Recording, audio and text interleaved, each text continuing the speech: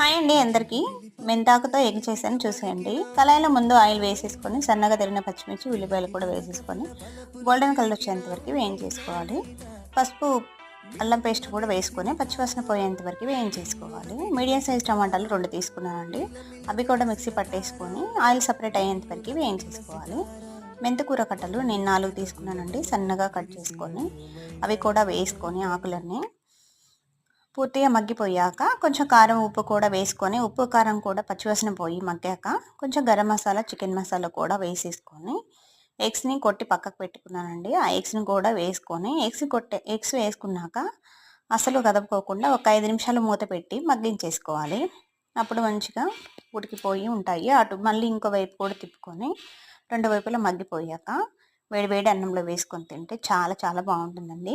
ఈ సీజన్లో మనకి మెంతాకు ఎక్కువగా దొరుకుతుంది కాబట్టి ఈ రెసిపీని తప్పకుండా ట్రై చేయండి.